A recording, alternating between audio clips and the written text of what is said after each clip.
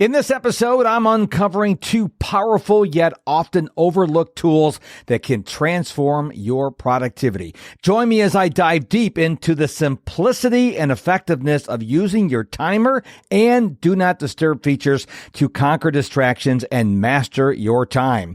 Hi, I'm Mark, and this is the Mr. Productivity Podcast, the show that is dedicated to empowering you to conquer distractions, prioritize effectively, and gain daily clarity. Now, before we begin, let me ask you a very important question. Would you like some free training from me? Well, to get it, all you have to do is hop on over to my website, MrProductivity.com, M-I-S-T-E-R, MrProductivity.com. Enter your email address at the top of the page and then click on Grab the Free Training. That's it. It's my gift to you. All right, let's get started. When I ask you, what are your favorite productivity tools? You're probably going to say my calendar, to-do list, my notes app, my iPhone, iPad, MacBook, whatever. You're going to say stuff like that. But there's two tools I think that need to be given more respect.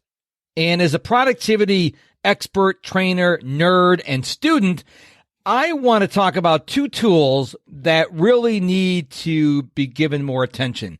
And you're going to know both these tools. These are not some hidden tools that you do a secret handshake. You have access to both these tools. And you probably think about them, but you probably don't use them nearly enough. So number one, I want to talk about the timer on your phone or on your Apple Watch. We all like to go get these cool apps, and they have these different functions, and they do all these cool things. But there's something very special and my favorite word, simple, about the timer. We use the timer when we're cooking something, or we're preheating something, or we're doing planks, or we're running in place, or whatever the case may be. And the timer can be used for so many other things. For example, when you're going to go on social media, you need to have a stopping point, because social media is designed to keep you on there forever, or at least until you pass out because you're exhausted. But by using a timer, say I'm going to go on social media for 30 minutes, for 45 minutes, whatever the case may be, you set the timer on your phone for 45 minutes or however long you're going to go on there, not longer than 45 minutes, I would recommend. And then you just do your thing on social media, and when the timer goes off, you stop what you're doing and get off of social media. But most people do, they go, I'm just going to check in Facebook. I'm just going to check on Instagram. I'm going to check in on TikTok. Oh my gosh, it's been 4 hours, because nothing was there to stop you. I know people who missed a meal. Maybe their family's going to have supper or dinner, depending on what you call it in your part of the world. And they're just scrolling and watching and scrolling and watching. And you need to have something jolt you out of being on social media endlessly. So that's just one way you can use your timer. Let's say you want to read for 60 minutes every day, and you're going to do it in two 30-minute chunks. Well, you go out someplace to read, library, a park, your backyard, your sunroom, your lanai, wherever you want to go, and you set your timer for 30 minutes and you read. And you don't stop reading until the timer goes off. Let's say you want to be a writer. Let's say one of your goals is to write a book. Well, you can do a word count, or you can say, I'm going to write for a certain amount of time. And I'm going to sit in front of my computer with all other tabs closed, just going to have my word processor up, and I'm going to either sit here staring at the screen, or I'm going to write for 30 minutes or for 60 minutes, however long you do it. So use the timer. It's begging to be used. It's there saying, use me, please. I know I'm not fancy like a calendar app or a to-do app or one of these other apps you have on your phone, but, I love you, man. Give me some love. So start figuring out ways you can use the timer to help you be more productive. Thing number 2, 3 words, DND. Translation, do not disturb. Do not disturb. People say, oh yeah, Mark, I use that when I'm driving, so my phone doesn't ring when I'm driving. Or I use it when I go to bed, so I don't get phone calls when I'm at bed. But have you thought about using DND other times during the day? And I don't mean just when you're on those endless Zoom calls. Again, let's go back to reading.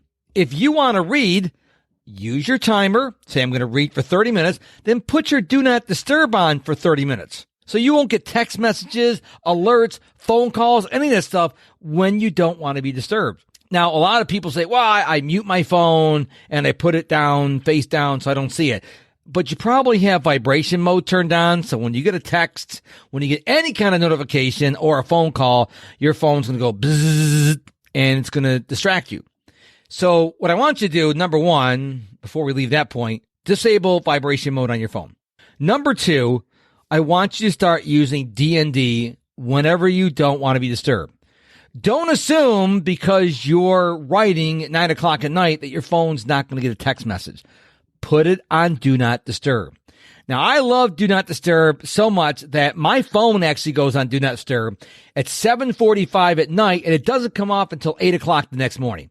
I do have 5 people that can get through when my phone's on Do Not Disturb. And these are people that need to get a hold of me in an emergency.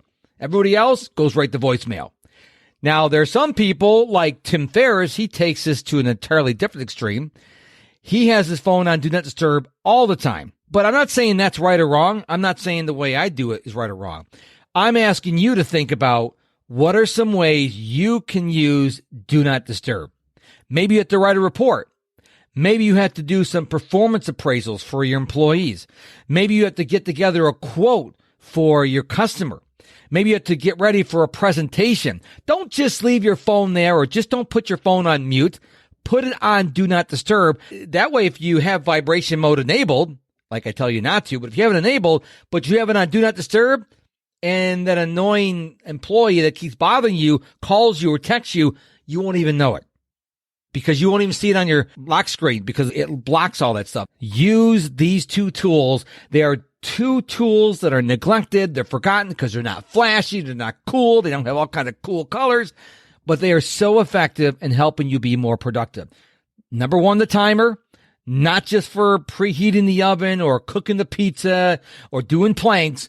Think about all the ways you can use the timer to help you be more productive. Maybe you use the Pomodoro technique. You set it for 25 minutes, and then you set it for 5 minutes, whatever works for you. And the second thing is Do Not Disturb. Use these 2 very simple tools that are so neglected. I feel sorry for them. That my heart, they tug at my heart that they're so powerful and yet they're neglected, because I'm a fan of simplicity. And we live in a world where there's a badge of complexity. I want to make things as complex as possible. Well, if you've listened to me at all, you know I say complexity is the gateway to procrastination. Let me say that again in case you missed it.